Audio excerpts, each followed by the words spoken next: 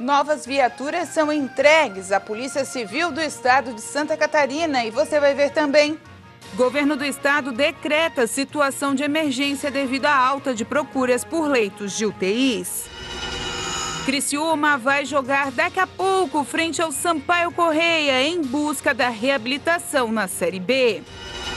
Animais domésticos também devem ter cuidados com relação à gripe de animais. Essas e outras notícias você acompanha a partir de agora no Informe Região.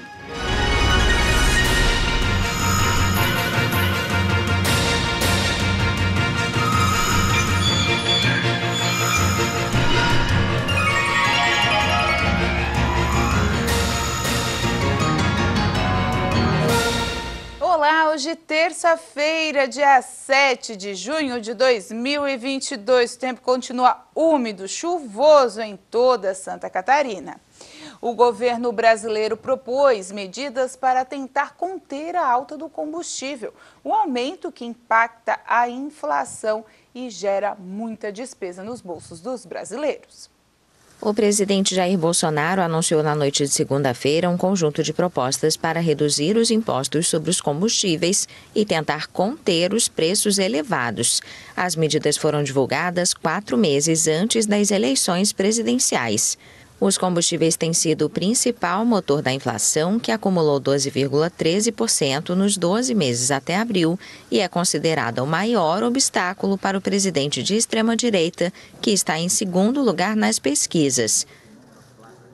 No tocante ao diesel, nós já zeramos o imposto federal do mesmo, que é o PIS/COFINS, e estamos propondo aos senhores governadores o 17% que fica para eles, em uma vez aprovado o projeto de lei complementar, nós, o governo federal, zerarmos o ICMS do diesel e nós pagaríamos aos seus governadores isso que eles deixariam de arrecadar.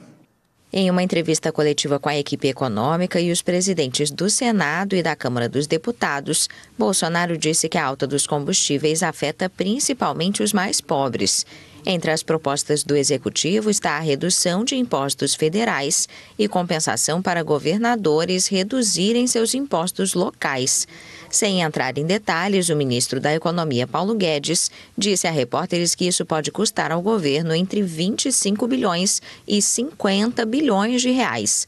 A proposta do governo está sujeita à aprovação de um projeto de lei que já tramita no Congresso e de uma emenda constitucional que exige 3/5 dos votos nas duas câmaras e que ainda não foi apresentada. Nos 12 meses até abril, os combustíveis subiram 33,24%. O constante crescimento nos preços vem exercendo forte pressão sobre Bolsonaro, que já demitiu durante seu mandato 3 presidentes da Petrobras. E com os gastos para abastecer os carros que passam de 50% da renda obtida na atividade, motoristas de aplicativo consideram deixar a profissão e taxistas também já estão sentindo a pressão no bolso. Jean trabalha como motorista de transporte por aplicativo há mais de 2 anos. Ele usa o próprio carro. Antigamente, o trabalho rendia algum dinheiro e completava a renda da família dele. Hoje, para pagar as despesas do dia, como combustível e a manutenção do carro, precisa ficar mais horas dirigindo. Antigamente a gente trabalhava 8 horas, agora tem que trabalhar 12, 14 horas. Não aumentou só o combustível, aumentou troca de óleo, pneu, tudo isso aí, documentação do carro também, PVA, licenciamento, tudo isso aumentou, né? Para esse especialista em finanças, a pandemia foi uma das vilãs desse mercado. Trouxe a alta da inflação, que impactou muito neste setor. A outra foi a falta de planejamento financeiro. É aquela coisa de não saber dizer não para a família, não compartilhar esse momento de uma forma mais clara. Ainda é muito tabu dentro das famílias a gente falar de dinheiro, né? Então, e agora, o principal, né? É não saber quanto ganha e quanto gasta. E não foi só no bolso o prejuízo. Um levantamento da Companhia de Engenharia de Tráfego de São Paulo aponta que motorista de transporte por aplicativo já é a 5ª ocupação com maior número de acidentes na capital paulista e a 6ª com maior número de vítimas fatais. A pesquisa realizada por uma associação de motoristas por aplicativo apontou que entre as maiores causas de acidente estão as jornadas excessivas de trabalho. Muitos profissionais precisam emendar dias e noites para poderem pagar as despesas com gasolina e até manutenção do veículo. A empresa, ele é uma empresa individual, né? Mas os custos dele também se correlacionam com os custos familiares. Então, quando você vê, realmente a conta muitas vezes não bate. Fatores que também trazem problemas sérios de saúde para esses profissionais. E aí o que acontece? Ele não consegue, às vezes, render o tanto que ele gostaria, né? E aí ele começa a trabalhar horas ininterruptas, que vai acarretar um problema emocional, vai acarretar vários problemas na família também e pode até chegar a um quadro depressivo. Que aí fica pior, né? Porque vai ficar acamado ou vai ficar isolado e não vai conseguir trabalhar. O Jean já está pensando se vale a pena continuar na profissão. Muitos motoristas desistiram porque não está compensando, principalmente quem trabalha com carro alugado. A gente não compensa. Você se deslocar 4, 5 km para chegar até o passageiro e depois ele fazer uma corrida que vai rodar 3 km. Para a gente que é motorista sobra R$ 6,10. O estado de conservação das estradas catarinenses foi um dos assuntos levantados na tribuna da Assembleia Legislativa. O deputado Valdir Cobalcini ocupou a tribuna na sessão ordinária desta terça-feira para falar sobre o estado de conservação de algumas rodovias de Santa Catarina. É um desafio, uma aventura, você transitar por alguns trechos. Eu falei da 163, uma BR-163, rodovia federal, no extremo oeste de Santa Catarina, classificada como a pior rodovia do Brasil. E nós somos vítimas, de novo, essa semana, né, com um pneu que estourou, exemplo do que aconteceu na semana passada, aí na 282, no trecho entre o trevo do Irani até Ponte Serrada. As pessoas de Santa Catarina não têm ideia do que sejam essas duas rodovias. O parlamentar relatou também que, com o apoio da Assembleia Legislativa, a SC 163 no oeste do estado está sendo revitalizada. O governo do estado, com a autorização da Assembleia, a aprovação da Assembleia, alocou R$100 milhões na 163, está em obras agora de restauração em concreto. E espero que em pouco tempo a gente possa ter uma rodovia transitável. Nós vamos buscar uma audiência com o DENIT no sentido de apressar os projetos de construção de terceiras faixas e de restauração de alguns pontos que estão absolutamente intransitáveis. É uma vergonha para nós catarinenses, um estado de ponta da federação, citado como referência em muitos setores, mas a nossa infraestrutura rodoviária, especialmente federal, deixa muito a desejar. A seguir, Santa Catarina decreta novo estado de emergência em saúde.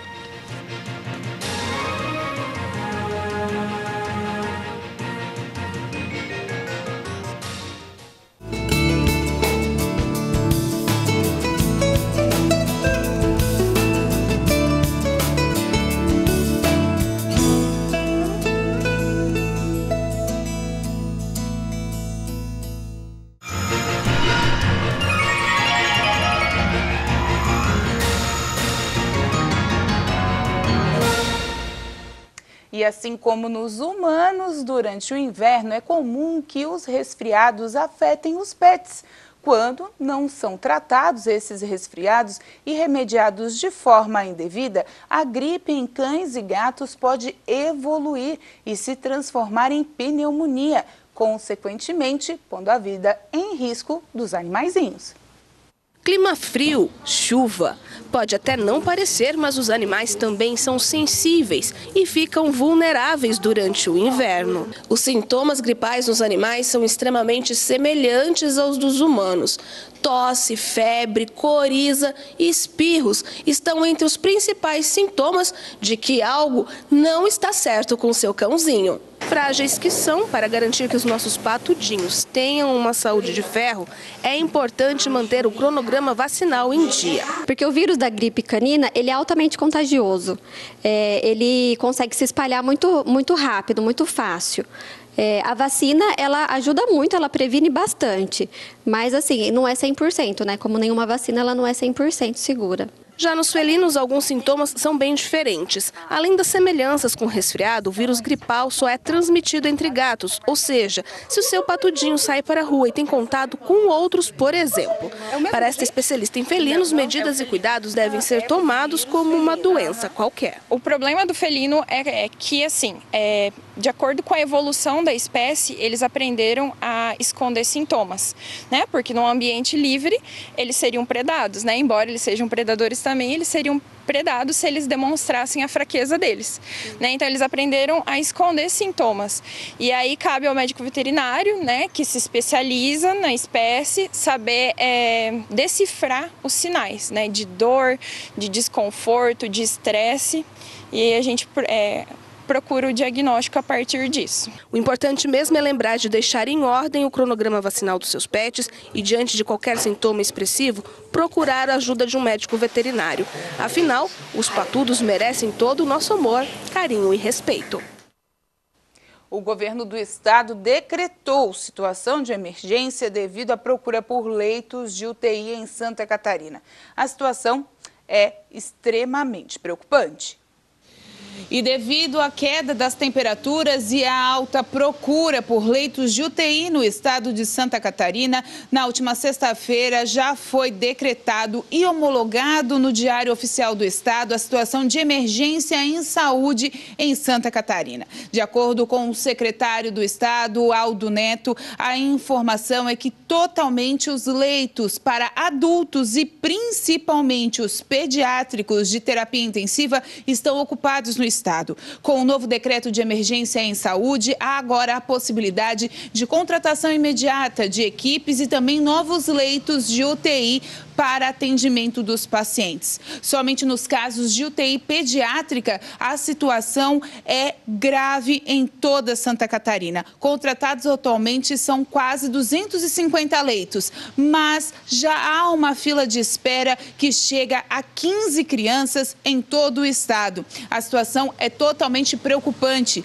Prefeitos, vereadores, autoridades, deputados se moveram nos últimos dias em busca de solução para a abertura de novos leitos, principalmente de UTI pediátrica. A situação está se agravando devido aos casos de síndrome respiratória aguda grave, influenciado pelo vírus da bronquiolite, principalmente em crianças menores de 2 anos de idade. Contudo, então, o estado de Santa Catarina agora está em nova situação de emergência em saúde devido ao agravamento e à situação envolvendo as UTIs. De acordo com o novo decreto, que foi publicado na última sexta-feira, mas que tem validade a partir de 1º de julho, ele sim simboliza aí a contratação imediata de novos leitos, seja de UTIs particulares, com pagamento pelo governo do estado, no caso de necessidade, também de contratação de pessoal, e libera os municípios na questão da vacinação.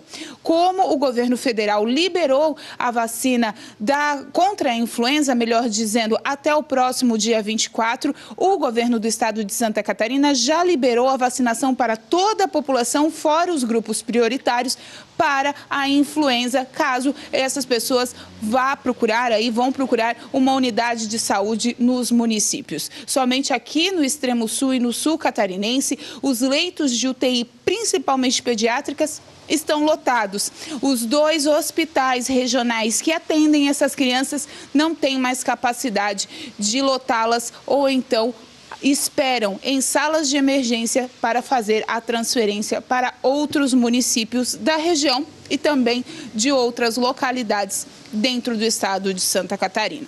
Portanto, a situação é grave, principalmente devido ao aumento dos casos de síndrome respiratória aguda grave. De Santa Catarina, a repórter Michele Veiga. Novas viaturas para servirem à Polícia Civil foram entregues nesta terça-feira na capital. A região sul também será contemplada. Em Florianópolis, o governo do estado entregou 101 novas viaturas caracterizadas para a Polícia Civil de Santa Catarina, com investimento de 15 milhões de reais. A medida faz parte do processo de renovação de frota da instituição, com o objetivo de melhorar as condições de trabalho dos policiais civis e, consequentemente, os serviços ao cidadão do estado. Uma solenidade de entrega foi realizada na Academia de Polícia Cadepol, na capital. As novas viaturas são da marca Hyundai, modelo Creta, provenientes do programa SC Mais Segura do governo do estado.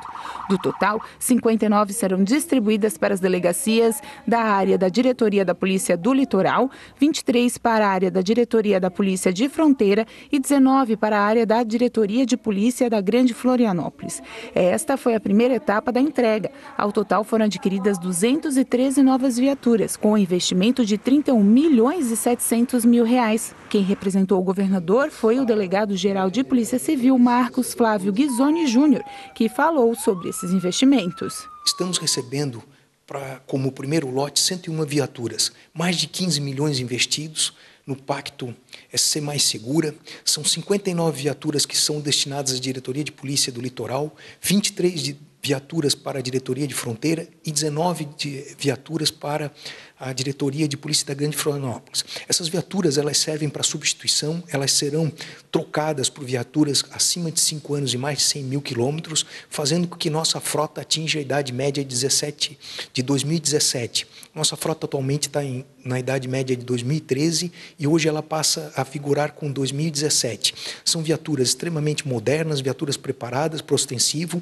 Geralmente, quando a gente usa a viatura ostensiva é quando o trabalho já finalizou, é uma investigação que gerou resultado e a Polícia Civil se faz necessário aparecer para que esse resultado seja colhido efetivamente e remetido ao Poder Judiciário. O processo de substituição da frota da Polícia Civil prevê a troca das viaturas com mais de 100 mil quilômetros e mais de 5 anos de rodagem.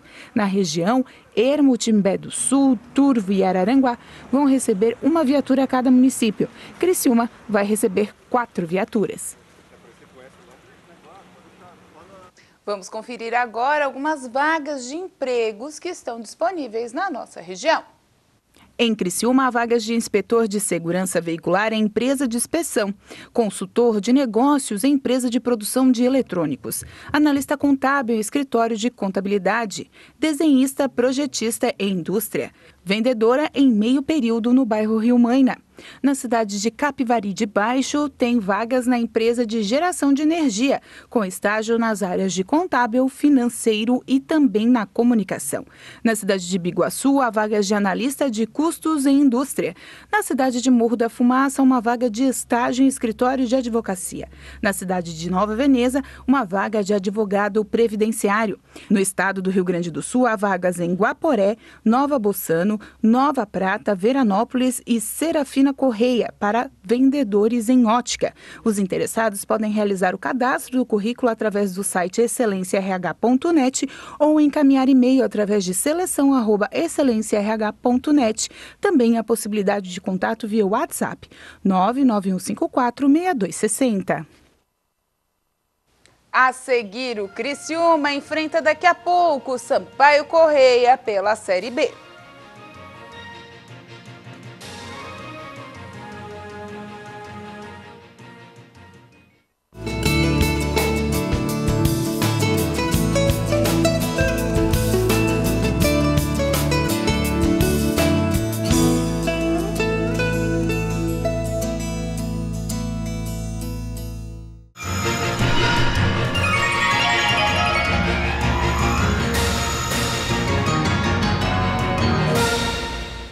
O Criciúma vai enfrentar daqui a pouco o Sampaio Correia pela Série B do Brasileiro. E o pensamento não pode ser outro: vencer. Depois de perder os 3 pontos diante do Bahia e ficar na zona de rebaixamento da Série B do Brasileiro, o Criciúma não pode deixar de escapar uma vitória na noite desta terça-feira, às 8h30, diante do Sampaio Corrêa em casa.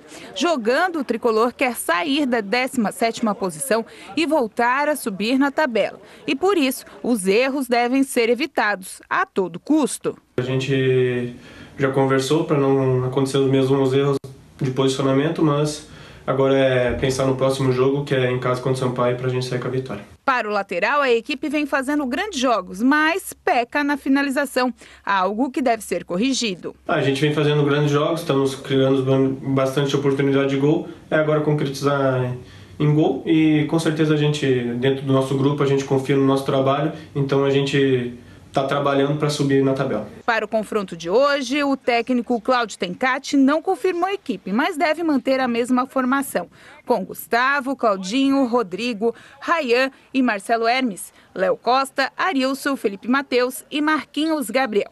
Rafael Bilu e Caio Dantas. São desfalques no time de Cláudio Tencati, Thiago Marques e Zé Marcos, ambos lesionados. Lohan está passando pela transição física. Já os pendurados da lista são Claudinho, Felipe Mateus, Gustavo, Renan Areias, Rodrigo e Rômulo. A arbitragem da partida é do trio gaúcho, com Douglas Schwarzman da Silva no comando, assistido por Lielso Peg Martins e Thiago Augusto Carpes Diel. O quarto árbitro é Fernando Henrique de Medeiros Miranda, de Santa Catarina. O analista de campo, Fernando Lopes, também de Santa Catarina. E o árbitro do VAR é Adriano Mijlewski, do Paraná. Boa sorte, o Tigre. E lembrando para você que vai para o jogo, cuidado com as imediações do estádio Heriberto Wilson. Se puder, vá de ônibus mesmo com chuva, ou então ajude aí na carona solidária, porque aos arredores do Majestoso tem ficado bastante complicado o horário de estacionamento, então todo cuidado é válido, principalmente hoje, nesse dia chuvoso por aqui. E com essa informação, a gente encerra o Informe Região desta terça-feira. Lembrando para você que essas e outras notícias você pode estar acompanhando nas nossas redes sociais, @TV Primavera, no Instagram, Facebook e também no nosso canal do YouTube. A todos vocês, uma boa noite. Até amanhã.